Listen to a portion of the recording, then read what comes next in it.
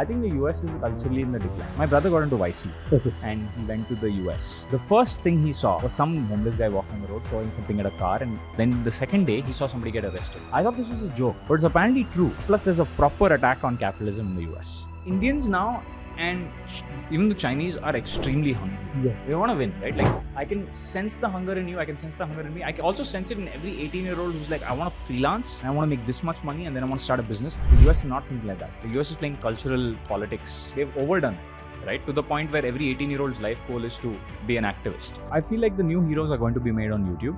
The problem with AI is it makes the people with the resources even more powerful. People love 12th Fail. I thought it was a great film, but I think it's net bad for India. Yeah. India, obsession with competitive exams, somebody needs to kill. Yeah. The problem is there are too many businesses that make too much money that are incentivized to keep them alive. Yeah. Which AI stocks should invest in? I invested in Nvidia last year. Wow, you invested in last year? Yeah. I've beaten every finance influencer in the country by just investing in Nvidia. If somebody starting from the college right now in 2024 had to say, I want to replicate what Varun did by 2030, what would that be?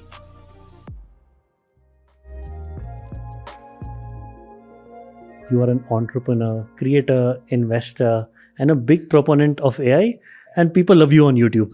Thank you. Even after selling your last company, Avalon, to an academy, you didn't move to the US thinking that, hey, I build a SaaS company in India and want a larger scale, let me build it there in the US or build something in the US. You stayed in India because you saw an opportunity here, which is much larger if you had moved to the US and learned a new culture. Yeah. A Varun Mayya of 20 years ago would have definitely moved to the US. Yeah, I don't think so. I actually don't think I would have moved to the US to start a company. I'll tell you why. I have a thesis around the US, right? I think the US is culturally in the decline. Okay. Like, do you feel that? Why do you say that? I want to explore it. Yeah, and what are data points that you have to support that? Yeah, this might not be rooted so much in data. This is more rooted in anecdotes. My brother got into YC and he went to the US. And he was in the US for the YC thing for like 3-4 months. And the first thing he saw was some guy walking on the road, some homeless guy walking on the road, throwing something at a car. And then the second day, he saw somebody get arrested. I thought this was a joke. Like, I used to see this on Twitter and I was like, it's not going to happen all the time. But it's apparently true, right? So see, when you have ultimate tolerance to everything, okay, if somebody's breaking a car, it's fine. The entire reason we have a jail system is so that we remove bad actors, so that the good actors learn from the bad actors that that's something I should not do. If you forgive everything, then the good actors also say, well, if that's allowed, then even I'll do that, right? Like, that's how corruption has become in India, where everyone's like, okay, it's okay to do bribe or this or that, and it just becomes normalized. So US has become like that, where it's that, plus there's a proper attack on capitalism in the US. People are not happy with Elon Musk. Like, somebody like an Elon Musk should be celebrated. Yeah. Somebody like a Jeff Bezos should be celebrated. But instead, they're being constantly attacked. And the average person thinks that Elon was stealing from them. So I don't understand how this works, right? And they just like increase the tax rate, which...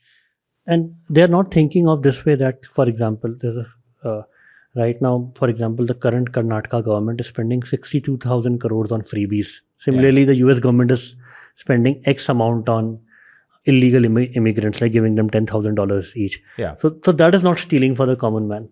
Yeah. But a capitalism generating revenue by selling electric vehicles is stealing. Yeah. So that's what I said, right? Like, you cannot protect a civilization from cultural decline. Yeah. And I think America has anecdotal because there's still, and this is not backed by data because OpenAI and stuff are still from America. But I feel like you can see the frustration on a lot of people like Elon, right? Like Elon, the Delaware, you know what happened in the Delaware case? Yes, tell me about it. Yeah. So Elon had spoken to his shareholders and he said, listen, the company is valued at 60 billion or something at that time. I'll take it to 600 billion. Yeah. Okay. And if I take it to 600 billion, you'll give me a 60 billion, roughly 60 billion pay package on top of everything. At that time, the company going from 60 billion to 600 billion, nobody believed it was possible. So the board said, fine, done. And the guy worked hard, beat all odds and actually got there. Yes. Then he said, okay, we had a deal, give me my pay package. And he's made his shareholders 10 times the money. There was one guy with 9 shares of Tesla, just 9 shares of Tesla, who went and sued Elon. Okay. And he said, this pay package is too big. And then the judges actually came and they said, yeah, the pay package is exorbitant, and they cancelled it. So usually what happens in a private company or a public company like Tesla, where the board has agreed to give this pay package on this return. Yeah. 10 years later or whatever, so many years later, 5-6 years later, a judge from outside is saying, I'm canceling this pay package, which is an agreed upon thing between the board and the CEO. Yeah. That violates so many principles, no? Yes. It looks like an unstable now country. Oh, if I have an agreement with this thing, the government can, or the judges can overrule it later. And the entire action was initiated by some guy with 9 shares. With 9 shares. So it looks like a parody from here. It looks like it's a parody of capitalism at this point, right? Whereas India has become far more, this thing that, okay, you build businesses, we'll help you, we'll enable you to build businesses. You're creating jobs. There's this thing in India called Skill India. I don't know if you know this, right? But if you're creating jobs, then your GST amounts are much lesser. They're enabling the growth of the country, right? That's why a UPI came out. That's why, the entire stacks are coming out, because they're like, we understand that capitalism is the way to get India to the next level, right? Because the math is simple. You just need everyone to have a lot more disposable income. For everyone to have a lot more disposable income, companies need to be far more profitable, and you need more money in circulation. To do that, you need to enable more people to come out with better goods and services that improve the economy. You also need lots of exports to happen, because money is not infinite in the country. You need money to come from outside. So you need a lot of people exporting services outside the country as well, which is why we have things like LUT, for example, right? Letter of undertaking, where if you're selling something outside, you don't pay GST on it. So we understand the game to some extent, and I'm surprised running a country of like so many billion people, for them to be able to plan all this out and actually execute it the way it's been executed. It's not perfect, but I think it is done. It's progressive. It's progressive. So I feel like everyone, and it's not just us, there's one more country that's really going after this, which is China. Yeah. Because everyone can see, US is doing US is parodying capitalism at this point, and they're making fun of it and whatnot. And then there are multiple opportunities open, and UK is like playing the regulation game, right? Which is, we will be known for regulating. We will not allow AI in the country. What a stupid decision. Because it's not like if you don't allow AI tools in your country or AI software in your country, whatever kind of regulation, right? They keep regulating everything. I don't know what the current regulation is. But if you keep regulating everything and pat your back on it, Mark Andreessen had a nice tweet on this, right? Which is, they regulate themselves and they pat their back for regulation. Every other country is not going to stop using these tools. So they are just going to progress. And all your clientele will go sell, will go export to India. Like, for example, right now in UAE, which has become the hub for the rich immigrants, the largest population is India. From outside. The second is from UK. Yeah. Whoa, I didn't know that. Yeah. But think about it, no? Yeah. Like, Indians now and even the Chinese are extremely hungry. Yeah. They want to win, right? Like, I can sense the hunger in you. I can sense the hunger in me. I can also sense it in every 18-year-old who's like, I want to freelance and I want to make this much money and then I want to start a business. The US is not thinking like that. The US is playing cultural politics, and they're saying, nothing against, like, I truly believe in diversity, inclusivity and all that, but they've overdone it, right? To the point where every 18-year-old's life goal is to be an activist. I don't think that's wise for any economy. And activism doesn't create new capital, right? And you don't have disposable income, people's lives don't get better. So they've forgotten what made them successful. So I would not go to the US for these reasons. I'm hungry. I'm still hungry. And I don't want to go to a place with less hunger. You think India is the best place that can serve your hunger? China? India, China? I think India is great. And I'll tell you one thing, there are companies in India now with lots of disposable income, right? Like, it's just, I want to expand. And I think everyone wants to expand. And there was a time where, even the old money in India was like complacent, but now the old money also wants to expand. They're playing the reputation game, which is, I need to get bigger and I need to get strong. And I think we have really, celebrating capitalism is important. And countries that stop celebrating capitalism is a bad word. Like, a lot of people look at capitalism, in 90s, India capitalism was a bad word. Like, every businessman was thought to be a mafia. Yeah, like, people still look at capitalism as a bad guy, evil. He have made money through illegal means. Yeah, but it's not even making money through illegal. Making money was a sin. Yeah. But one thing I want to do, and I'm glad that now on social media, on YouTube, there's lots of people who are creating content who are very, they were talking about nonsense. But now I think there's a new wave of YouTubers like you, for example, right? You'll have your growth curve like 2-3 years later, right? Where you start pulling significant amount of views, where you are pro-capitalism, where you recognize that capitalism is not a bad word.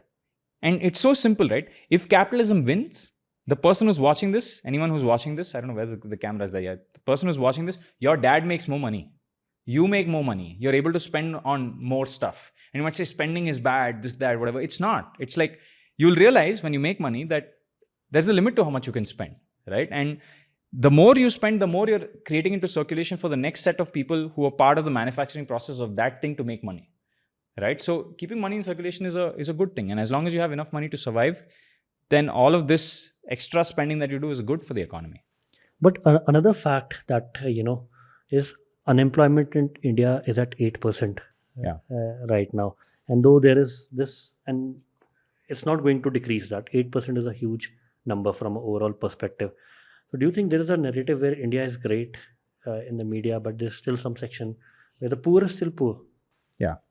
See, there are two parts, right? And I want to add to it, finding a job in the current market is still very, very tough for people. See, I'll tell you one thing, okay? If you're hungry and you're physically able, there are two parts, right? Like a lot of people, see, I think people make a mistake with privilege. People think privilege is only capital-based privilege. Your parents were rich. But I think there's also a health privilege. So I'm only talking about the people who, because at a population of so many billion people, there's lots of also people who are sick, who can't work, right? So I'm excluding that. I assume that's a very large number. But I feel like I read some stats, like something like 10% of people in the world have a chronic illness. So 8% unemployment, 10% chronic illness. It's like, it kind of makes sense. But there are also a lot of people who probably drunks, right? Where you would classify that as a chronic illness, but somebody can actually help them come out of it. Yeah. But the point is, I think there are two parts. The first part is, I think if people are hungry and able in the country, you will get employment. Okay. The second part is about access. Like, think about this. I know a friend right now who's looking for a driver. Okay. Right, to drive his car on an everyday basis. He's unable to find a driver.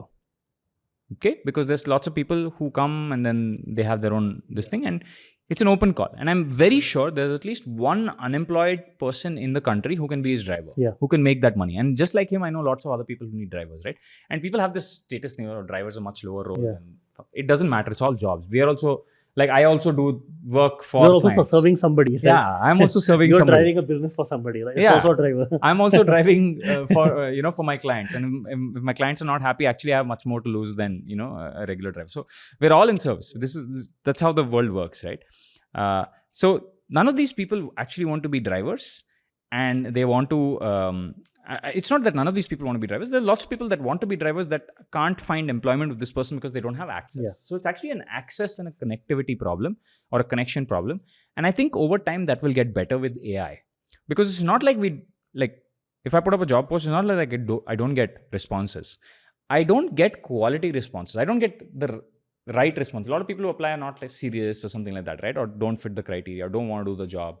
So I feel like AI will eventually help bring these people together. Where it'll be like, these are the 10 most ideal jobs you should apply for today. And even the application process will be automatic, because you're applying on the merit of you, not on how good your pitch is, right? So that will be much better. And also on the slightly more senior unemployment end, or not senior, but like, let's say slightly higher on the perceived status curve, which is like, software engineers are getting unemployed, AI is coming, this, that. Because there was as you know, right, there was crazy funding boom 3 years ago. Lots of companies hired. So many React engineers were hired, for example, and then suddenly many of them are losing their job. That, I think, is like an identity fixation. Because many of these people have gotten fixated with the identity of, I'm a software engineer that works on this stack, that works on this language, and this is who I am, and I'm not willing to wiggle out of it. Dude, my dad has worked in so many different hospitals. He's a doctor. He's worked in so many different hospitals because he had to adapt over the years. Right? If my dad said, I only want to work in this hospital, in this place, in this thing, I don't think he'd have a career. Right? I don't think he'd even be like an employed doctor right now. So everyone was flexible. Right? And I feel like some of that is unflexibility. Like, I'll give you specific examples. There is a person that I know who we would hire on the spot for maybe 8 lakhs an annum. Good junior talent. But last year, the person was paid 20 lakhs. Okay. And now cannot get it out of their head that they're worth 20 lakhs. They are not worth 20 lakhs, in my opinion. False sense of worth. False sense of worth. I mean, you know what I mean, right? Like, we've seen a lot of talent like this, where in 2021, it's like in 2021, my valuation was also, it's through the roof, right? So we all took massive haircuts. So if we all took massive haircuts, then you should be okay with saying, well, the new norm is 8 and move on. And a lot of people who have done that mental adjustment have done very well in life. A lot of people who haven't done that mental adjustment, because I've done that mental adjustment, and so have you, I'm sure, with all the valuation. You have so many portfolio companies. You have seen Reds, Yeah. right? Like, so we've all done the mental adjustment to be like, okay, we are far less valuable than we used to be. But that's okay, because everyone else is now far less valuable than they used to be. But we still hear that one story of that one guy in another company who still has his job, who's still making, whatever, 30, 40 and lakhs. you keep on comparing. You keep on comparing. And you're like, well, why do I have to take a haircut when he doesn't have to take a haircut? So you stay unemployed for a while. And many of those people, I check in with them every 6 months to see if they're still interested. They're still unemployed. So I'm sure they contribute to the statistics as well, right? In a way where this mental adjustment is not possible. So at both ends of the curve, there's unemployment. I also do think the chronic health thing can be a driver for unemployment in India, because remember, for a long time, we didn't have access to vaccinations. Like, I'm talking about the measles, mumps, stuff like that. A lot of people had TB in the country. We weren't known as the most hygiene, friendly or the healthiest country in the world. We have a huge case of diabetes. Like, diabetes is like a rampant obesity disease. and diabetes. Yeah, it's rampant in India. So unemployment stats should be double-click little better, I feel.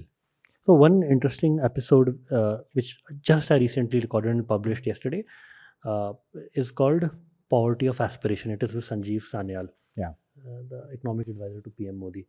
And he said that every society, they first choose their heroes and then they choose their government, right?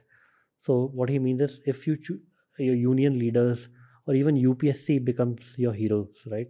Then you will choose Mamata Banerjee or Lalu Prasad Yadav, and your state would end up West Bengal or Bihar. Whereas if you make Mukesh Ambani or Dhirubhai Ambani your hero, you will become like Mumbai, and you will choose your leaders like that, or Gujarat. Yeah, it's a very charisma-driven world we live in, no? Yeah. Like, I don't think that's fully true, because my heroes would have been people like Elon, for example, right? But I'm not in the US right now, and I'm not. No, but you don't need to be, right? Because Elon built in the US because he couldn't see a future in South Africa. That's why he migrated. Got it. Yeah. You are seeing a future in India. So you are thinking that probably you can build a 1,000 crore revenue company sitting here in India, right? That's your first step to creating X.com like Elon Musk, and then shifting the gears. Yeah. Right, and you're still like, what, 30 years? 31. Yeah. Elon is at 55 or 60 years old, and he built and sold X.com when he was 32. He's done it so many times. Yeah, I agree with you. But I agree with you on the charisma, this thing as well, right? And think about the national platform of the world, of the country right now. It is not TV. Nobody gives a shit about TV. In fact, I would say it's the other way around. People are using TV to watch YouTube. 25% of my audience watches me on YouTube on YouTube TV. Okay. Which is, it's like, I'm sure you can see your podcast stats. It'll be a pretty high number of people watching on TV. So I feel like the new heroes are going to be made on YouTube. Twitter maybe, but slightly less, because the audience size of Twitter is lower. And Instagram to some extent, but it's still short form, so connection is low. So I think the blessed opportunity that I have is, and that you have as well, is you get to be the role model for the country, and your ideals and your goals and what you communicate through this medium. What you communicate through this medium is now going to be much more important to the people watching, right? Than their old ideals. And other thing is that the tier 2 and tier 3 youth of India, are you still seeing them aspire for UPSC and government exams, or they are graduating up the funnel? See, every time I see that, then I see a film like 12th Fail. Yeah. People love 12th Fail. I thought it was a great film, but I think it's net bad for India. Yeah. I agree. Right? Because it makes you aspire to, do something. See, I'll tell you the problem, and you know this, right, with entrance exams. There is a limited number of people that can come out on top. It is a zero-sum game, very clearly zero-sum. It's not like in a business, right? Somebody else starts a business, you want to start the same business, you can start it with a twist, and you can gain some of the, customer base. And there's lots of other businesses and ideas you can really take on, right? Shops are the best example of this. If your shop doesn't work here, change the location, start a shop. Maybe it'll work there. So I feel with UPSC or any of the other entrance exams, it's not like that. There's a limited number of seats, and you have to get in. And it's almost like India's obsession with competitive exams, somebody needs to kill. Yeah. And the problem is there are too many businesses that make too much money that are incentivized to keep them alive, right? And I'm not just talking about the EdTechs. I'm also talking the old school, like quota, institutions who are like, okay, let's keep this alive because so much of our revenue comes from. Because the craze when a kid wants to get into UPSC and enter that, because the parents are so driven, I'm very confident that the next generation of fairly wealthy Indians or even tier 2 Indians will not send their kids to UPSC because they'll be like, if they went through it, they'll be like, this is too hard and it's unnecessary to go through this. I'll tell you why. 15 years ago, I never thought my parents would be okay with an arranged marriage.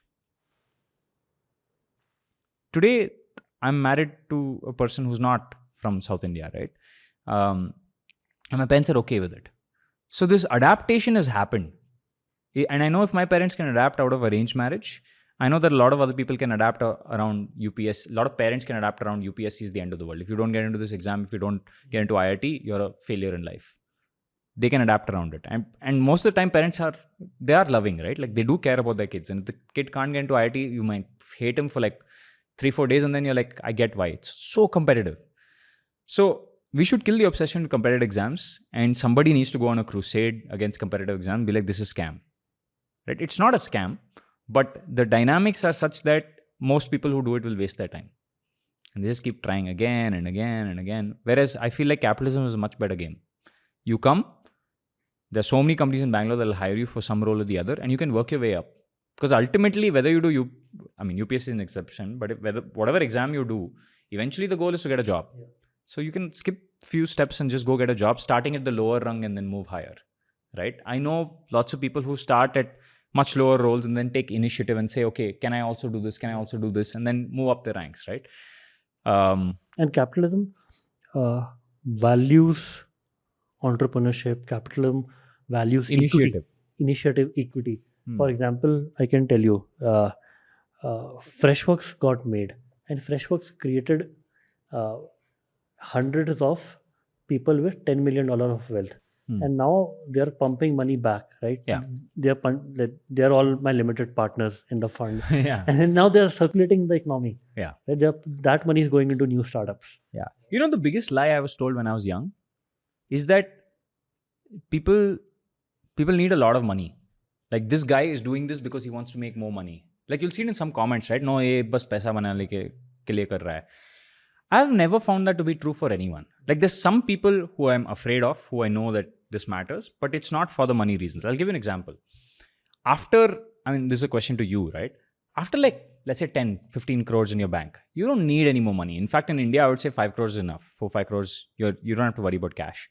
Beyond whatever that, the amount of money you're making, there's a little bit more of a safety net. You have a little more cushion. Let's say you take till 30 crores, 40 crores.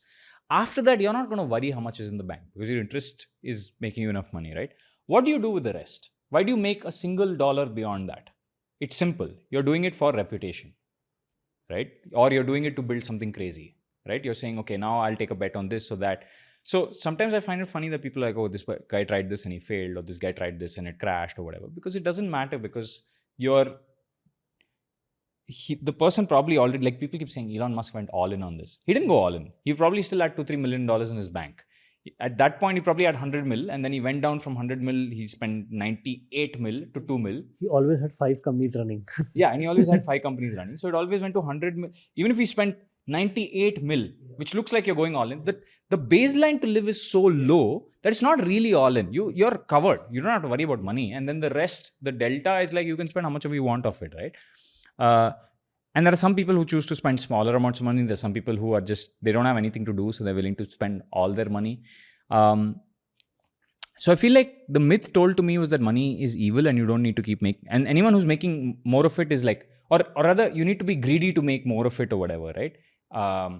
And there's no need to make money beyond a certain point. But I've learned from seeing other people and a little bit of experience as well that it doesn't matter above a certain amount. Beyond that, you're actually doing it to create impact, or you're doing it for reputation. Ideally, mixture of both, right? Because when you go into the arena and you make, do you think it matters to me if I make 100 crores? It doesn't matter, right? But it is like, it's a reputation thing, right? It's like, okay, he's figured it out. And it's like, I feel like that is more important to a lot more people than the actual 2, 3, 4 million. or whatever, the baseline amount of money they have in their bank.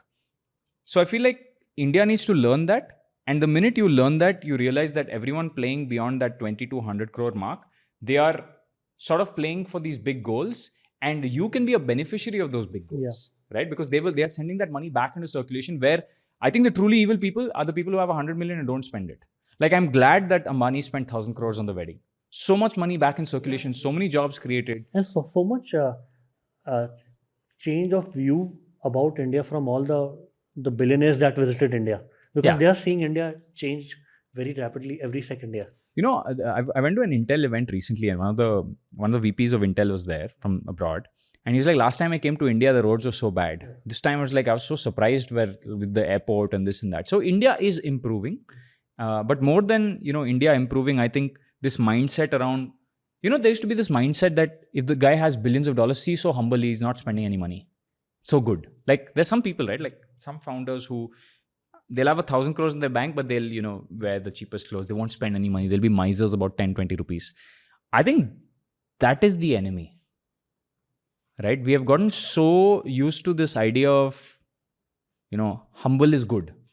But humble, there are many kinds of humble. Humble is like, okay, I know everything can, like, my version of humility is like, tomorrow, everything I have can go to zero because some change, OpenAI can launch something, and then everything I do is worthless, right? That's my level of humility, where I can go down to zero, I can be stripped naked. But a lot of people don't see that as humility. They see humility as, okay, what you're wearing, are you spending, okay, this person not spending on cars or this or that, not buying any, like, for example, this. That's actually bad for the economy. If somebody's very, very rich and they're just hoarding money, what are they hoarding money for? Right?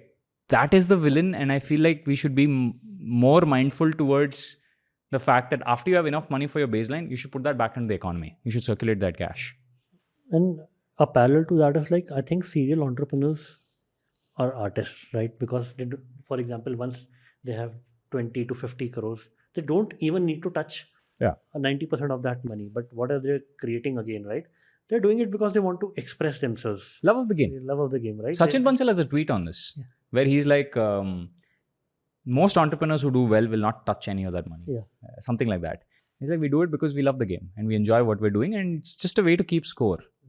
That's it. Like, that's the thing. No, money's utility changes after that 10 crore, 20 crore, whatever. You can call it a different mark, right? For some people, it's 4 crores. For some people, it's 10 crores. For some people, 20 crores. Once you reach that mark, money changes. The value of money changes. It starts becoming more about a way to keep score with other entrepreneurs, other players in the game. It's sort of like when you play a game, right? Like a Call of Duty or something, where you're looking at your score, and it doesn't really matter at the end of the day. The first 5, 6, 10 crores, it does matter, right? Because without that, there are severe repercussions to not having that kind of money, right? And I feel with AI over time, that 5 crores requirement, what's the average requirement now for a household, for let's say a person? For a person, let's say, if single, let's say 4-5 lakhs a year. For married couple with child, 10 to 12 lakhs a year. How much do you need in the bank for that to be afloat? Maybe every 3 to 4 lakhs, you need to have almost, it used to say, right? You need to have 6 months of No, don't think that. Think retirement cash. I think retirement, let's say 2-3 crores in India is retirement cash. Okay. For an average family. For family. They can generate 7% interest every year on that, which is 14-15 lakhs. So, example, a 36 to 37-year-old who has made 2 and 3 crores between that, they can potentially retire. With their lifestyle, with a decent lifestyle. So let's say 2-3 crores, right? With AI, that's only going to reduce. And especially if you're willing to live on land that's slightly far away, that's probably going to go to 30 lakhs, 40 lakhs. So and coming back to AI, right? The true value of AI is it reduces your cost of living. Therefore, it allows you, any game you play beyond that, this retirement amount that today it's 2-3 crores, obviously inflation is moving it up, but AI will move it back down. And it will come to such a low amount where you're like, I have enough money, maybe 50-60 lakhs, where I don't need to worry about money. My roof on my head is sorted, my food is sorted, I have an AI assistant in physical, this thing to grow crops if I really need to. All that is going to happen. And the rest of the money that you make through your craft, you're doing it for the love of the game. Right? So that is going to be the future of the country. And I'm glad we're in a country that respects that versus a country that doesn't respect. I think the first time what I'm seeing is the country respecting capitalism so much. Yeah. I mean, see, half the reason people hated capitalism is because of it's also jealousy, no? Yeah. Somebody's making a lot of money. So I think earlier money was the only tool to create access. Now, for example, the content that you have created and the content that I have created creates access. Yeah. Right. So money is not the only tool. So earlier, to get the people access that I want, I needed to have 100 crores in the bank. Yeah. Right. To be taken seriously. To be taken seriously, to get foot in the door, to get one meeting with them. Yeah. We have sidestepped the game with content, Yeah. right? And I feel like you get somebody on a podcast, Yeah. they are gaining something from it, Yeah. right? Whatever, small, certain number of views. Yeah. And you are learning a lot more about Yeah. them, and they are learning a lot more Yeah. about you, right? Because over a podcast, it is impossible not to learn a little bit Yeah. about the other Yeah. person. And now that's a lifelong relationship. Yeah. You can always call on the relationship later for whatever needs, Yeah. right? And that's why I said, I keep saying this. People are in the start of your career, you're paid for what you know. Towards the end of your career, you're paid for who you know. So I keep telling people that the reason to create content is the access just keeps improving over time. And you just there's a point where you get to know enough people to move things around. And, there's no end to that. You can keep going, right? Like for example, in India now, I've become reasonably connected. But in the US, I'm not that connected. So let's play that game. Let's play the slow step up game in the US as well, right? If I'm creating American content, if I'm creating content for the world, then it is a kind of my responsibility. And I'll tell you, the most exciting part about what I'm doing is maybe creating content for the globe, I'm also able to tell the US the value of capitalism. Yeah. Right? If they are the ones also following me, and I can be like, look at India. Yeah. Being the storyteller of Indian technological progress it's a blessing and a responsibility which I have to take seriously. And that's something that I've woken up to in the last few months. And do you think now at some point AI will replace creators because there's a lot of 3D avatars coming up? Yeah. Right? And the avatar that we've done, right? Certainly it is going to replace the activities of a creator. Yeah. But see, I keep making this distinction, right? There is distribution, there's content and there's distribution. Content creates distribution, Yeah. right? If done well. And think about it, right? Like my last 10 reels have been completely AI generated. Audio is AI generated, video is AI generated, script is AI generated, news is publicly available. The editing is manual, right? So that is one part of things. You take that, and we've done like 10, 12, 13 of it, right? In the last few weeks. We do about one a day. And it's not affected the views. So I still have, like if I had made it on a new channel, it might not have worked. Yeah. But because I have an existing channel and I have existing trust, and I'm still not going to, I'm not going to use AI and then put out absolute garbage, right? It's still going to follow the process of me. It still writes like me in a way, right? So I'm not going to screw that up. And as long as I don't screw that up, people still find the information valuable. In my last AI generated reel, this is a feat for us because in every AI generated reel, people will be like, this is AI generated. Someone will type it. My last AI generated reel, not 1% said this is AI generated. So they still find the information valuable and they're commenting on the information. So as a creator, you have the opportunity to productize yourself now. But the distribution remains. I still have 500,000 followers on Instagram, close to 500,000 on YouTube. That is not going to go away. And there's still lots of kinds of content that you can't replace, like a vlog or whatever, right? So I feel the problem with AI is it makes the people with the resources even more powerful, right? Because it automates the process that you used to do on an everyday basis. So if you have some leverage that is not directly related to your time, like if you have lots of capital, your current capital, let's say we were talking about this, right? You have 100 crores in the bank. You're generating some 8-10 crores a year in interest. That's not dependent on your time, right? Now, let's say an AI can actually come and help you deploy that capital better because it's not related to your time. Now, if you have, let's say like me, right, distribution. It's not the distribution itself, the 500K, like I don't need to spend time to retain that 500K at the 500K. But to get bigger, I can use AI now and that can leverage my distribution in a way. So I'm giving AI an advantage, which is my distribution, and it is sort of returning some dividends to me, right? Which is the same thing that a lot of people in many other fields are facing. So if anything, it just widens the gap. But also what is surprising me and what I think is, the reason I say we are really early is because there's only 200 million people who use ChatGPT. There's like 7.1 billion mobile phone users. I don't see a single other Indian creator I mean, I haven't seen them, the ones at scale, doing short form content with AI yet. Even though it's there, right? It's perfectly available. And maybe the actual footage you send in for training, you might need to come to us for a second. Or just you can call me and I'll tell you, right? Like, it's not like it's like that much of a secret. They're not doing it. The number of creators who are still AI related but have not used Claude 3, which writes much better than GPT. Okay. It's surprising. Like, you can make something one click, you can make it very simple, but people, either because they don't have the information or they don't want to, go try it. Like, Claude 3 probably has much less users than ChatGPT. Midjourney has some 15-20 million users. Look at the world population, right? So I would say we're still early. And one of the advantages of us knowing all this automation is happening, like, a lot of people watching this might think, oh, Varun, so you're saying that you'll build a company now and then you'll remove all your people later. That's actually not our goal. And this company was started post the AI revolution. Yeah. Right? The Gen AI revolution.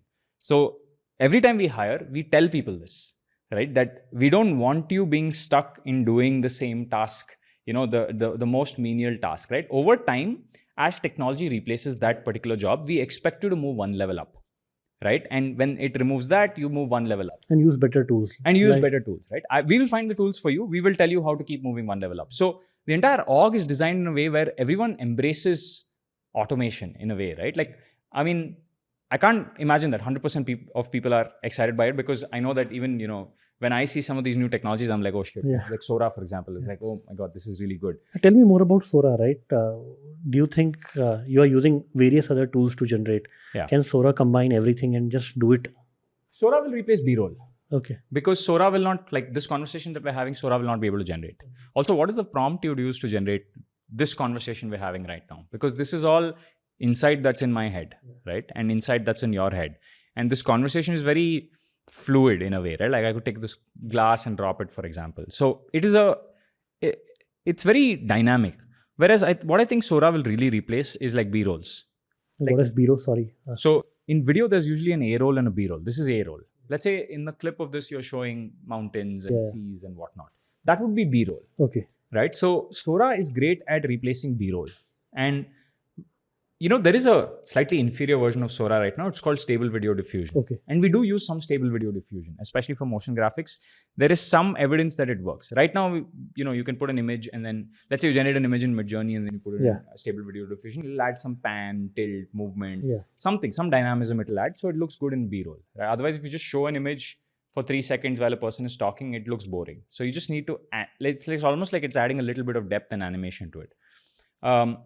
So I feel Sora will play that role. Will it generate entire videos end to end? I'm not convinced that it will generate the exact video you want. Like, think about it, right? Like, if I need to tell it, like maybe it will generate let's say if I say, okay, generate a horror movie and you decide the plots and all that, maybe at some point, few years down the line, it will do that. But it will not generate this. This is too dynamic for Sora, right? And this conversation, even you don't know what's going to come next. Even I don't know what's going to come next. How would you prompt it? So yes, certain kinds of content, yes. And who I think will win is, I think there's a bunch of video editing tools that will win off this, like Premiere Pro, for example, or After Effects, where it'll just be like, okay, prompt the B-roll clip and put it there. Just like Photoshop 1 in generative fill, these tools will win in this space. You still need A-roll footage, and I do think A-roll footage will also be replaced, right, with HeyGen and a bunch of other tools. And I think putting them together, somebody will still need to sit and put them together, because there's still a narrative, there's still a story to be told.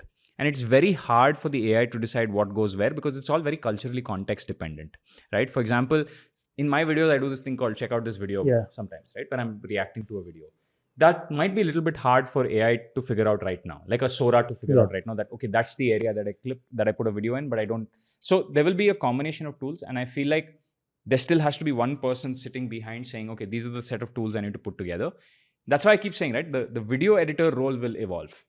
Today's video editors are doing something very different from video editors like 4-5 years ago. Like there are tools like Autopod now, where you're speaking and then I show a little bit of your face when you're speaking. And then when I'm speaking, it recognizes my voice. So it now pans the camera to my face or switches the camera to my face. I feel like editors are now using these sort of tools, and your job is to synthesize and put the clip out in as quick a time as possible. And I do feel like it is a much better role than sitting, the entire time figuring out, okay, Siddhartha spoke here, I'll clip this. Varun spoke here, I'll clip this. Bullshit job, right? So now it makes the job more entertaining, more fun, more creative. Yeah. But this is just one domain, right? What are the other domains, like a common man, where you think AI will impact their life? For example, a small uh, grocery shop owner Yeah. or a student appearing for the board exams. Yeah. Are their lives getting impacted, or is just the top 200 million of the world using ChatGPT that is affected by AI? What is the timeline? 10 years Okay. or 5 years, more realistic. Let's take different timelines, right? Like, because everyone has a different Yeah. viewpoint on what the AI timelines are. Let's say take a 2-year timeline, which I think lots of stuff will happen, but it won't be like, world shattering stuff. I think many of these people will have AI on their home screens. Yeah. Because it makes absolute sense for Apple with Siri, which I know Kirana store users are not using, and Google, like your Android phones, where on the home screen itself, right now you have that Google, you used to have a Google app where you could search with your voice. That's going to be AI driven. Yeah. And I think we're also going to have AI wearables. So first step is we're going to have these AI wearables where you're wearing it and you're looking at a banana. And Yeah. see, till now, no, a lot of money is made in information asymmetry. If you're like, the example I give is a used car salesman. Suppose you're a used car salesman and I come to you and you're showing me a new, I don't know, Ferrari. Yeah. A used Ferrari. And you're saying, sir, this is an amazing Ferrari. Sir, everything works. Sir, gears work, brakes work. I'm an uneducated customer. I just have money. I've heard Ferrari is good and I don't have money to buy a new one. I'm coming to you because it's a used one. But there is an information asymmetry between us. You know more about the car than I do. Yeah. If the brakes are faulty, you know it. If the gears are not work, whatever. I don't know enough about cars, but whatever. If you say that it works, I'll have to take you on face value. So I'm starting, and this happens a lot in real estate. Yeah. Where you're evaluating a property, but you don't know if the broker selling it to you or the person selling it to you is like lying or not. And you know that they know more than you, but you don't know if they're trustworthy or not. So you're making secondary judgments. So you're checking how the person's dresses, you're checking the name of the company. Yeah. Is this a legitimate company? You're checking if the person's speaking to you well, if he's lying in any other thing that you can catch to, see if he's lying about the car. So world works on information asymmetry. I think AI is destroying information asymmetry. Giving me examples on that. Right. So if I'm going to a grocery store and I have this, and I don't know too much about, for example, mangoes. Yeah. But an AI will be able to look at the mango with computer vision and tell me that, Varun, this mango is spoiled. And then it's like the Kirana store owner on the other end is like, no, it's not spoiled. And I can be like, no, my AI is telling me. It's like almost like if I go to see a car and I can sit inside the car and I can be like, okay, AI, help me run diagnostics on the car, right? And the AI says, well, first check the brakes, do this step, then this step, then this step to see if it's working. Fine, gearbox is fine. Good enough. We've got a decent viewpoint on it. Okay, check the brakes. Check this. Check the fuelage or whatever, right? I don't know. And many now cars are coming with the AI first dashboard, at least, which is giving the overall health of the car inside the car. Correct. And that will be even like, in fact, if anything, that will be even more useful, right? So not only will you have a very smart, it's like me having an expert in every field. Yeah. What we used to do with interiors, like I'm getting interiors done for the new office, right? I don't know what the cost of interiors are. I'm not an interior expert and it's a waste of my time to go figure it out. And in the past, I'd actually go figure it out. I'd be like, this is something new, I'll go figure it out. But now it's like with AI, I'm carrying an extremely intelligent, like with interiors, we didn't do this. We hired an interior designer on our side. We said, I'm carrying one smart person from my side who, if you scam me, this person will know. Yeah. So AI is like a counter scam sort of, agent. For example, let's say I'm buying mangoes from a grocery store and I'm wearing the Google or AI lens. Yeah, the Meta Ray-Bans. The Meta Ray-Bans. It will tell me, right, if it's an Alfonso mango or which variety is the mango, what's the cost across all big basket. Exactly. Right, all the stores. Whether I need to even buy it from the grocery store or should I order it on Zepto? That's what I said, right? It destroys information asymmetry. I went to SP Road recently where you get computer parts and we were building a few computers for the team. And I love assembling computers. So I went to SP Road myself. I could have ordered it from Amazon. And every product that the guy gave, I Googled it. I was like, see, Amazon pay a price. Yeah. Actually, Amazon inflates prices. There are other websites for computer parts that don't inflate prices. I'm like, look, this is cheaper on Amazon. Why are you charging me more? Yeah. And then at the end of it, he got exhausted because we bought a lot of parts. And then he just stopped and he's like, yeah, Amazon na, ye hamara dhanda close karega. Or something like that, what I said in Hindi, right? Where he said that it's going to shut down our business. I was like, why? Yeah. He's like, this entire business ran on me telling you a price and you believing it. And I had an advantage, right, of having a physical space, being the person. You can't catch the reseller on Amazon, but you can catch me if I sell you a faulted thing. Yeah. No, it's not even that. Like on Amazon, you're getting refunds, Yeah. without asking. Within 30 days, but overall he'll say, I'll give you a 6 months guarantee, or Yeah. it No, was but I'm telling personal you. promises. Yeah, personal promises. But I'll tell you one thing, personal promises versus you billing me slightly higher where I have complete information parity, Yeah. right? So now imagine if I had glasses and he said 1900, the AI will just tell you, and this is possible today. Somebody just has to build it, right? I wouldn't get into the game because Meta would crush me and Google would crush me. Even though they'll be 1 year late to the party, or like Apple, they'll be 1 or 2 years late to the party, they'll crush us. But they would come and the AI thing on your onboard would say, hey, Varun, the guy's lying about this, right? This is what the price should be. So it makes a world that is far more truthful. One change I've noticed in myself, right? And this is by virtue of being in the public eye. Yeah. In the last 7-8 months, once I've gotten to scale, I started becoming extremely truth-seeking. And as honest as I possibly can, assuming that every single conversation I ever have in life is being recorded. Yeah. Because it kind of is, right? Everyone has a phone around. You don't know who's recording. Yeah. We have a large team. I live my life like a priest now from now on, right? And with AI, no, I think everyone's going to have to do that. Because it's going to be a world where you cannot hustle somebody else easily, right? And a lot of people hustled other people because they had information advantages. Yeah. I think those information advantages are going. AI will know. So is it going to impact in 2 years Kirana store owners? Absolutely, because it's going to remove these small advantages. Could be margin, right? Like you could call it margin. Faulty, defective pieces. Or they could have sold faulty lemons just to get them off the Just shelf. to get them off the shelf to some unsuspecting customers. So now more inventory sits in the Kirana store owners. So it's not good for sellers. Yeah. Right? It is much better for buyers. Right? So this is the 2-year, 3-year advantage in the offline world. In 5 years, we'll have physical robots. Like I'm fairly certain we'll have robots helping us with tasks, helping us, even if, like I used to say, well, there's no job for me online, I'll probably go end up doing farming, right? I think AI will do farming also. Yeah. No, I think we are seeing more and more robotic use cases in the US. At least warehousing is going towards automation. But that was the previous form of automation. New form of automation will be full like limbs moving around. And a lot of people ask, why are we building it in the shape of human beings, right? But I think we are building it in the shape of human beings because the world is designed for humans, right? Like hospitals, for example, they're designed for wheelchairs also, right? Similarly, the world, like all your shelves, the way shelves are kept, the way tables are kept, it's all human. I think nature has perfected over millions of years, so why to reinvent at least the human form? Yeah, that too, plus everything we have built is all only designed for us. It's not designed for cats or monkeys, right? Like when a cat jumps on a table, it's like it's not natural for the cat to be on a table. But for human beings, okay, it's perfect height, perfect for my hands to be here, whatever. So if you see Figure 01, 1X, Optimus, which is Tesla's Optimus, robotics is getting better. And I don't fully understand hardware as much, like I'm learning over the year because it's important for me to pick it up.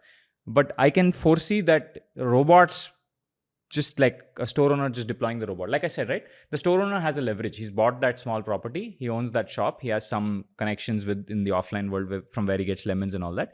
He'll just keep a robot selling there.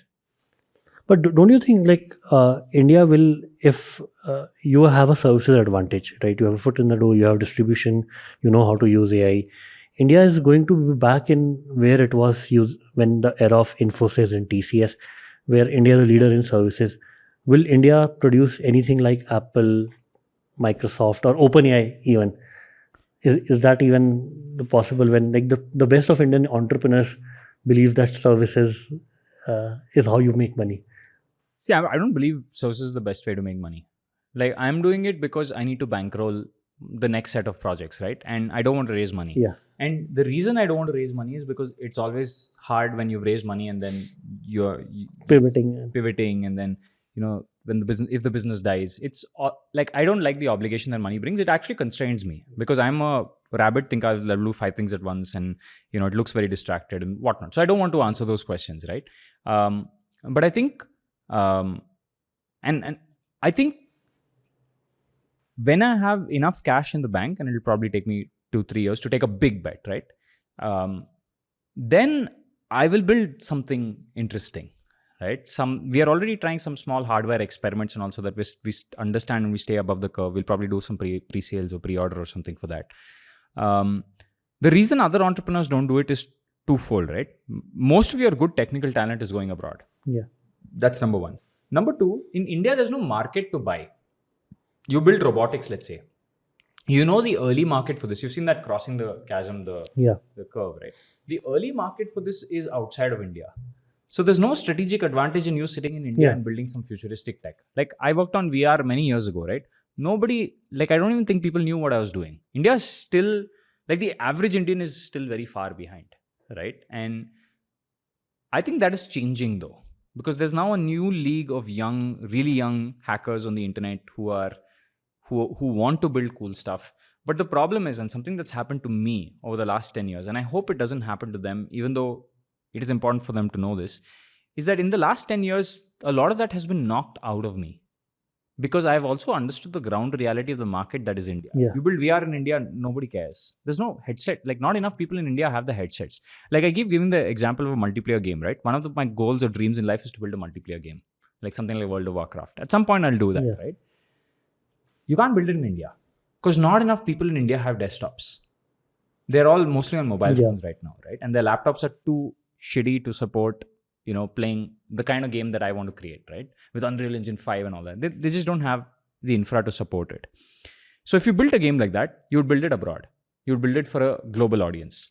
So when you start building it for a global audience, you realize India is a weakness, again, because you don't have any of the game dev talent here. The good ones have moved abroad for the same reasons, right? Which is the audience is there. So you need the consumers in India to have more disposable income. I'm just taking it all the way back. You need consumers in India to have more disposable income for their parents to be like, I'm going to go buy a computer. For their kids to be able to have a computer, and the next generation to grow up with computers and say, this is awesome, and then get used to having enough disposable income to making spends on like video games. You need all that to happen. You need India to become a richer country for us to say, I will start now constructing or manufacturing or working on big problems like Apple in India, so that you can sell to India and gain all the advantage of it. But I think you are wearing an Ultra Human ring. Yeah. That is made in India. Yeah. It's a product. Yeah. Ultra Human is a good example of a company that is from India, solved this problem for the globe. So it's not like this is not possible, but we need a lot more disposable income. I'll tell you, this is 21, 22K. I still put some thought on whether I should buy this or not, right? And you need enough people with that 21, 22K of disposable income every month or whatever, to be able to make 10 such discretionary spends over the year. So you need a much richer country. And you need a richer country where the baseline cost of living is lower. The amount of money you're making is reasonably high. The delta is good. And you're taking that delta and you're saying, I'll spend. I used to complain about corporate tax for a very long time. Right? I think every business, I'm sure you speak to your founders and they keep complaining about corporate tax. I'm going to say something very stupid, which is I think corporate tax is a good thing. You know why? Because it forces the company to spend. Right? It forces the company to spend on recurring costs. R&D and everything. R&D, whatever, right? Like you are basically saying, don't hoard that money. Put it back into the economy and make things happen. And that's why like a lot of people complain, right? Like why are these companies not profitable, this, that. But there's several companies that are not profitable because they suck. But there's also a bunch of companies that are not profitable because they choose to play on the edge because they're like, let me spend instead of just, spending on corporate tax at the end of the year. So I feel the more discretionary spend, the more, we start, just becoming more profitable companies. I think we will become a much better nation. So this is not very, very far away. But I also feel like this is the 2-year, 5-year horizon. In 10 years, my belief could be a wrong belief. I always caveat this saying, I'm an idiot, don't listen to me. And I do this on purpose because other people complain. But I think at some point, AI is going to take over everything. Right? We're going to have artificial general intelligence, both in the physical realm as well as in the digital realm. There'll be very few jobs, and it's very hard to predict at this point what jobs those will be and what jobs those won't be that actually remain. Right? And this is something with my leadership team we talk about every day. We're like, this is a 10-year horizon. This is a 10-year game. Probably a 5-year game. I don't know. 5 to 10-year game. Let's play the best possible game we can. And after that, see, the advantage of having an AI that solves everything, that does everything in the world, is all the cost of everything goes to zero. Right? So you probably won't need to work as long as somebody figures out a roof over your head. And I feel even that, we will have figured out something where you're able to find some land in the middle of nowhere, because land is not a problem in India. Like you can find land, but what you want land in Indranagar. But there is some corner of India with no connection, no water piping, nothing, where it's just empty land. You can go to the outskirts of Bangalore, there's so much land unused, right? So we will find a way to be able to construct civilization on the fly. And AI will help us with all of that, right? Like you want the heavy lifting done, you want the construction done, the manual labor done. AI will do it. And at that point, we will have nothing to do except to have fun. And I think that's why I want to build the multiplayer game at some point, right? Because I think then we will spend a lot of our time inside of games. Inside of bounded rules, we're like, AI is not allowed here. I think almost 60% of a podcast, right? We kept AI as the center and everything converged to it, right? I think some of the questions which my audience is going to ask me after seeing this podcast is which AI stocks should invest in. Yeah. I mean, I invested in NVIDIA last year. Wow, you invested in last year? Yeah. I went Back when it was like $100? Yeah, I invested at a very low rate. I've probably made, I don't know the return, but significant, Significant. right? I've beaten every finance influencer in the country by just investing in NVIDIA. I went on the Nikhil Kamath podcast, I don't know if people remember, and I said buy NVIDIA. And Nikhil's opinion was that it's already priced in. Yeah. But I was like, everything in AI is going to require NVIDIA. And AMD is good, but it's not like, it can't compete with CUDA. It's good for consumer devices, right? Yeah. But somebody building the next LLM, you're locked into NVIDIA for the time being, right? Even Intel's really trying with their Gaudi series, but it's still, there's a gap. And I invested in Meta also because I thought Meta was undervalued. That's it. Those are the two bets. I invested a little bit in Google as well. Okay. Google has been, some money has been made, but it's not like crazy. But NVIDIA has been like a flagship investment for me. And you would right now take money out of NVIDIA or you think still? I'm going to leave it. Like, I don't need the money. Yeah. And it's also not, the initial investment was not that much. Yeah. So it's like, I'll just leave it. But see, that's the problem, no? I do believe in the Warren Buffett thing. Yeah. I believe that when everyone's fearful, be greedy. When everyone's greedy, be fearful. I do believe it's sort of, now that the hype around NVIDIA is so high. Yeah. Now I'm like, maybe it's not a good time. Yeah. Because that time, nobody believed. No, people believed, but they didn't believe AI would be all encompassing. Yeah. I was pretty sure it would be all encompassing. Now everyone believes that, and I'm like, okay, maybe I'm making a mistake because everyone thinks that NVIDIA is like really good and it's going to keep going up. So I'm being careful. That's all I'll say. That's why I won't take out what I have, but I won't invest anymore. But traditional retail investors, they're also seeing what is happening to Google with Gemini, like unreliability to AI. And Google had to apologize to Narendra Modi, our Prime Minister, for Gemini, what it did, right? It suggested that our Prime Minister is a fascist. The same query, came out for Ukraine President and Donald Trump. Yeah. So I don't know, right, whether people, as a retail investor, would trust in AI stocks or... Google's not an AI stock. Alphabet is YouTube. Yeah. Like to me, Alphabet's biggest bet is three things. Android, YouTube, Chrome. Yeah. I'll tell you why. YouTube, because it is the world's information, right? And YouTube is going to be it's already a massive platform. It is just going to be all encompassing. Yeah. It is, the way to brainwash the masses 50 years ago was TV. Yeah. Right? You send anything propaganda on TV, you can propaganda, you can spread it. Today, the way to do it is very disparate because in so many different places. YouTube is the next big way. And Google has access to that. So whatever they want to say, they can say through Google, through YouTube. And more importantly, YouTube is really, it can elevate nations.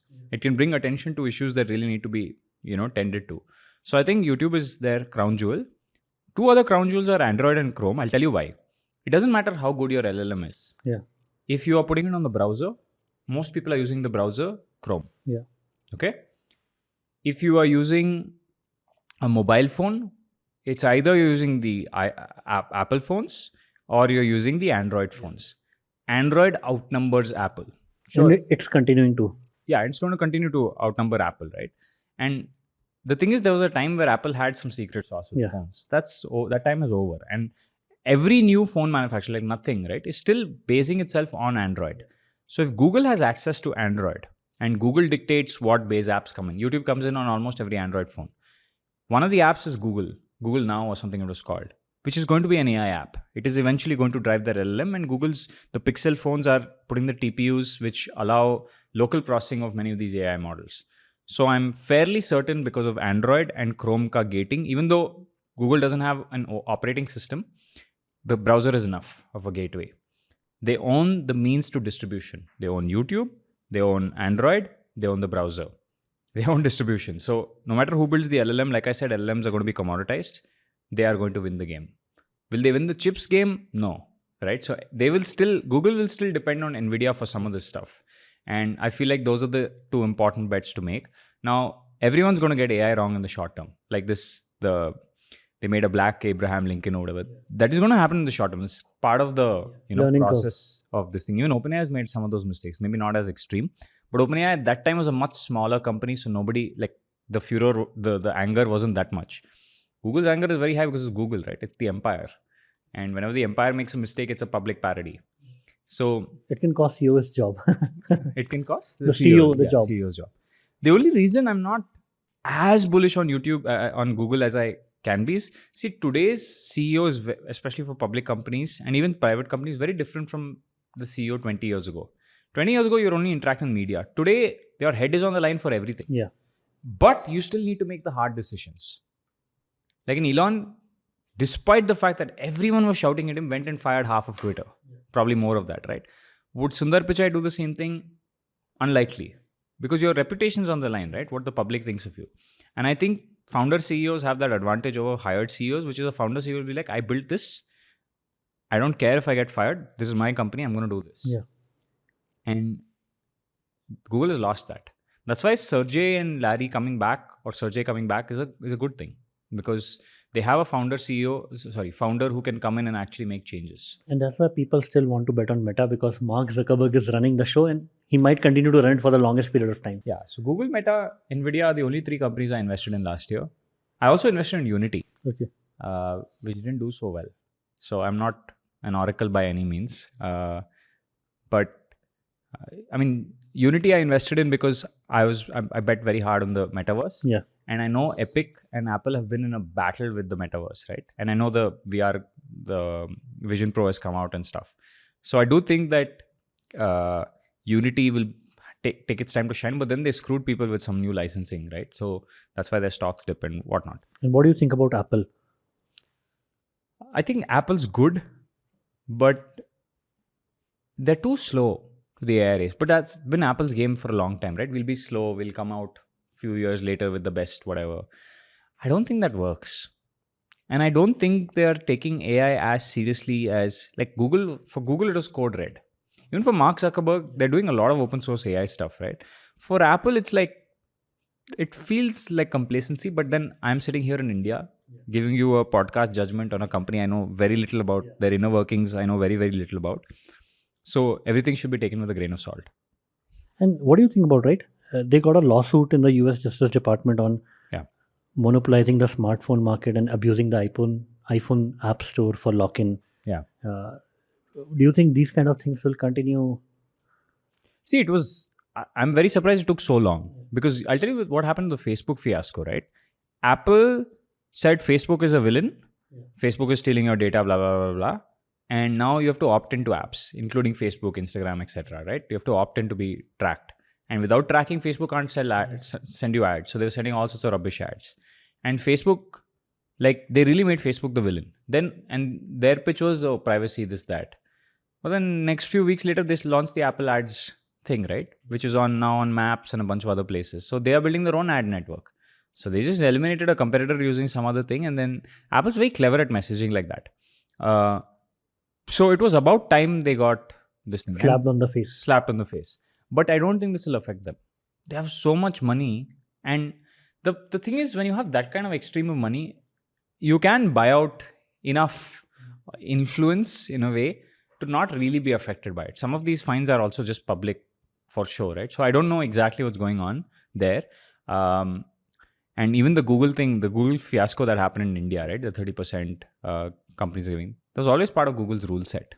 Google said, hey, I'm waiving it off for you, but this is, my criteria for you using the App Store, the Play Store. So people still get angry. When you take something away from people, they always get angry. So I feel like I don't know if Apple will win. I don't know if Google will win. I mean, I do have my bets on Google, but I don't know who's going to win the AI race at the end of it. Right? Especially in 5-10 years, it's all up for grabs. But it will be some big company. It will be a company we already know. It will not be somebody who came like OpenAI and surprised everyone. No. Even OpenAI had to take Microsoft's help. Like, somebody asked me the other day, why did OpenAI go with Microsoft? Why couldn't they do it by themselves? One is the computer is expensive. Also, think about this, right? Like, suppose you found the cure to cancer tomorrow, like the full cure. What is the first thing you'd do? Would you commercialize it by yourself? Because if you commercialized it by yourself or patented it by yourself, 5 other guys will copy it, right? And they will crush you and beat you. They won't even give you royalty. You would go to the largest company, and you'd be like, I need cover because I found something really valuable. I'll split the value with you. Yeah. Okay, we found gold. It's a gold rush. I'll split the value with me. Just don't screw me. And that's the deal they essentially went and made with Microsoft, right? They found something really, really revolutionary, and they're like, to protect this, we need a large org. And that's what they essentially did with Microsoft. Got it. I recently went to Montgomery Summit in LA, in the US. It's a summit where all Los Angeles billionaires come in tech, right? Yeah. There, on every slide, there was India. But also, what happened is, India currently is represented on the startup ecosystem level by Byju's, because it was the largest company from India that collapsed. And now everybody's saying that at least you can't have a $20 billion company from India. India is only space for $1 billion or a $5 billion. We have some fairly large companies. That was the largest. But that's a services company. We are talking about hardcore startup, and Infosys took 40 years to reach there. Byju shortened that path to less. But Infosys took 40 years to reach there because they didn't have the internet at that. I mean, they had a very slow internet at that time. Access was lower. And every deal you had to travel and meet people face to face. Byju's was also born in the era where, sure, there was some face to face, but there was also a transition to Zoom and calls. And even the phone call infrastructure in Infosys time was much worse. And now everybody at least had the comment that EdTech for India is dead. Yeah. I think the fundamental innovation with EdTech is not technology. Then what's it? It is CAC. It is destruction of CAC. I'll explain what I mean. Sure. And you are operating few EdTech businesses where you are teaching how to video edit. Yeah, we have, like, my wife runs the video editing thing, and then we have one for engineering as well, right? With 100x engineers. These are both like kind of investments for the EOS company. But we think the fundamental innovation in EdTech is one of CAC, because the technology, like, it seems we built live streaming technology, right? It doesn't move the needle that much because it's already Zoom, and Zoom will always be the cheaper solution because they're at scale, economies of scale, blah, blah, blah. So there's no tech. And you could say, well, my technology gamifies this process. We've realized that that's really scammy. Like, it's not real, right? The gamification, because ultimately people need to be pushed to complete a course or to complete things, right? Now, you could say the innovation is in the placements because of the network. That I can agree with you to a certain extent, right? But it's not like a technological innovation. Me knowing you and 500 other people and helping, talent get hired is not like a revolutionary thing.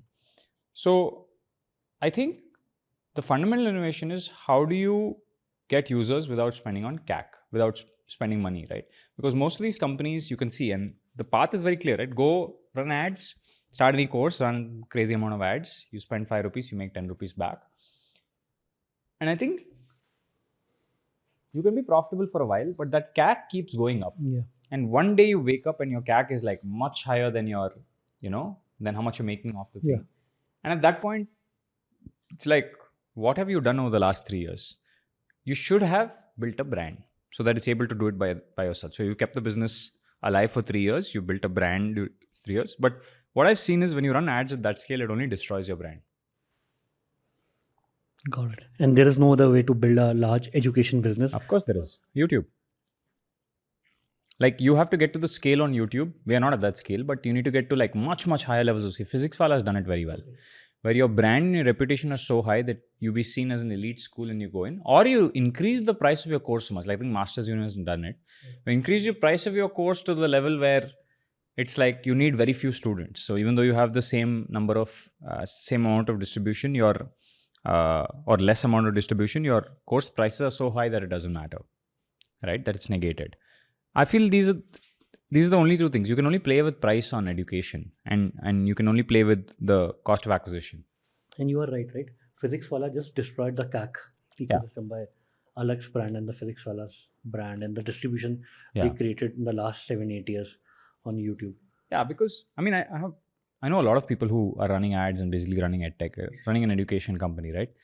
And while I respect the fact that they've got to a lot of revenue, I don't know what the long-term game is, like 5-10 years down the line, because the entire point of business is 5-10 years. See, for us, the cohorts have a very different purpose. It is to feed talent in the agencies, right?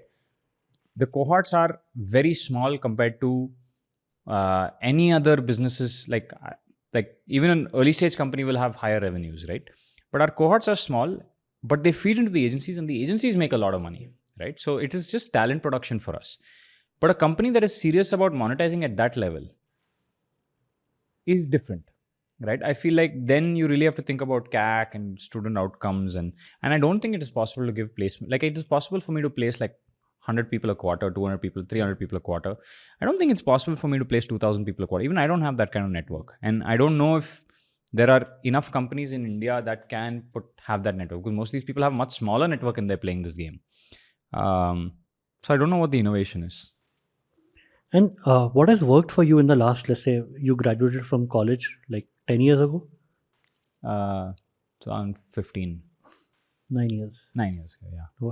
What has worked for you that has landed you here? You've done multiple ventures, pretty successful, pretty large brand name in the market. If somebody starting from the college right now in 2024 had to say, I want to replicate what Varun did by 2030, what would that be? I don't think my path is a good path, because I'll tell you, there's a lot of truth seeking that I've done, right? Especially with AI coming. I told you, I've just become very honest with myself. And also things have really worked this year. That's what allowed me to be so brutally honest with myself. I think I used to be a very distracted CEO. And I also think I used to get timing very wrong. Like, I'd always work on technology 5 years before it was ready for prime time. Like, I worked on VR, like I said, 4-5 years ago, right? Worthless. But I didn't see it at the time because I thought I was inspired by Elon Musk and a bunch of others, where I said technology is the game. I learned a lot about India in those last 10 years, right? Where I'm like, okay, actually India doesn't value this as much. Technology is important, but it has to be behind the scenes. It is not front and center as most engineers would think it is. Even a Zomato today, their moat is not their app. Their moat is the logistics network that they've built, right? And the relationships with like countless restaurants. But a 20-year-old me would think it is the app, and it's the design of the app, and it's how the UI UX is. All stupid. But that is the narrative, 5 years ago, 6 years ago. So I had to get out of it in the first place. So, and how much time it took you to get out of it? A long time. Because VCs were also believing in this, no? Yeah. This is the problem. Like, today, I meet a VC, like somebody like you, and I explain the services and then the product at the back, and you get what I'm saying. But 5 years ago, people were like, services don't do it. Stupid. Product banao, UI UX acha banao. Because they were investing in companies, and those companies were hyperscaling. They were seeing that in the US as well, and they were like, we want that. That drove IRR for the VCs. So I would say I was misled a little bit. It's also my fault because I shouldn't have listened. But let's say you can go back to your teacher and student analogy. Yeah. Right? If you are a student, you will always believe what teacher is saying. Yeah.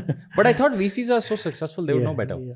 But what I didn't realize is many of the companies that invested in were not making money. They were just growing really fast. And it was still unclear whether they'd make money. And the VC wanted to see another company which grew really fast, and then they'll figure out how to make money. Which is also kind of true, because our YouTube is that, right? Like, the YouTube doesn't make so much money, but when something grows really fast, then you can use that as leverage to sell other things. But it was a lot of unlearning. I'm still an engineer. I still love breaking things together and putting it apart and putting it together, right? But unlearning this thing that technology is everything, especially in a country like India, required time. And I also feel like the world adapted to who I am in a way, right? Because now we are valuing things like AI and all. 10 years ago, if AI had come out, I don't think India would have been ready to like absorb it as quickly. We would have to be shocked into it. Even now, mobile phones seems odd, right? For a country like India and mobile phones to coexist, because India is a very culturally rich country. And then mobile phone, how does technology, fit in these two? And you see, like, we heard this thing like there are now e-puja apps. I don't know if you've seen it. Yeah, I saw so many of them. So the thing is, it's a very I didn't understand just how valuable the culture and the selling and the people and the decision making. Like, I still think this, that most finance people are like, they don't produce anything of value. They're speculating on things of value. But I didn't realize how valuable it is that to speculate on things of value, because you need to know what becomes popular 6 months in the future or 10 years in the future. That's what you do, right? You're not predicting where one of your portfolio companies is today. You're trying to chart a map for where it goes 10 years later and all the failure cases. I was always looking at the today, right? At any given point of time. I'm like, the technology is ripe today. Let's build it today. The tech is here today. I wasn't thinking about, will users use it 6 months later? So what has really happened, and this is because of YouTube, again, I credit YouTube and content for this. I really started listening to other people because the comments don't lie. There's a difference when a VC tells me, Varun, this is how it is. And today, every day, like 10,000 comments telling me what it is. Who do you believe? Because I'm building not for the VC, I'm building for this user. And these are your ultimate consumers. These are my ultimate consumers. They're going to pay in some way. Yeah. So the 10,000 people telling me what to do is a much better thing than the VCs telling me what to do. I also need to know what to ignore here. But this has been a source of great wisdom. If you ask me what has really worked in the last 1 year, because before that, I would say we were not that successful. Even previous companies, outcomes were small, right? Last 8 months, 1 year has been good. So in the last 8 months, 1 year, what has really worked is just saying, okay, now we're getting 200 comments, let's stretch that to 10,000. Let's get really big. And then just averaging out what they want. And it's very easy to tell what they want. They will tell you in the comments, right? What products, what services, how they think, what they don't like, what they like, what is very, very valuable, what is not valuable, what their fears, anxieties are. It's like, you've seen that Superman when he was young in the Man of Steel movie. He's just sitting and he's hearing everyone's voices and he doesn't know what to let in and what not to let in. So over time, you also develop what to let in, what not to let in, because a lot of hate comments also if you go through everything, right? So you learn to listen and you pick out what is valuable and then you can solve those problems. And we have only been successful in the last 8 months because we have just picked out those problems and we have solved them for an audience we already have. That's all we've done. And some of that audience, believe it or not, is B2B, right? So sometimes they reach out to you and they're like, hey, Varun, can you do this YouTube? I said, even 4-5 years ago, a lot of people reached out to me and said, can you do a YouTube for us? Can you help us YouTube? I'll be like, no, that's stupid. But then I'm like, 8 months ago, I was like, why wasn't I listening to that? We're good at it. Why wasn't I listening to it? And then I was like, no, I had this ambition to build a product and get it to scale and be the next Mark Zuckerberg. The next Mark Zuckerberg won't look like or be like a Mark Zuckerberg, right? So I had to become old enough to gain the wisdom to chart my own path. And 10 years is just unlearning everything anyone has ever said to me to be at a point where I can stand up and just say, this is what I think. And it doesn't mean I don't listen. Like, I've listened to everything you say, but I will decide what I agree with and not by testing it with the audience. Yeah. And that has been the only thing that has really worked for us. And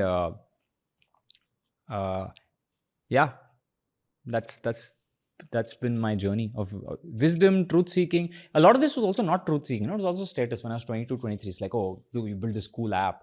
It looks so good. It's status, right? Because all your engineers, I went to college and learned computer science. So all my friends were like engineers. They're like, oh, app na acha hai. But that doesn't solve your customers' needs. So a lot of truth seeking and wisdom is unlearning that. And it took me a long time to do it. And I'm honest about it because I know a lot of people are in the same boat. And they don't see it. Like on Twitter, you see this, right? A lot of people saying, oh, it's about this technology. It's like, that doesn't matter as much as... If your goal is to make money. If your goal is to play with technology and be a tech person, maybe that's the right path. But simple building technology won't take you anything unless you make money. Yeah, unless we respect Elon Musk because Tesla makes $1 billion a year. Yeah. If there was only few Teslas sold, everybody would have thought a crazy person. Like Nikola, right? Nikola was a scam, but there's a bunch of others where they did stuff, but too small to care. Yeah. Right? And that's what I'm saying, right? I wish I had YouTube growing up. Like 10 years ago, this was not the debate on YouTube. Nobody would come on YouTube and say all these things 10 years ago.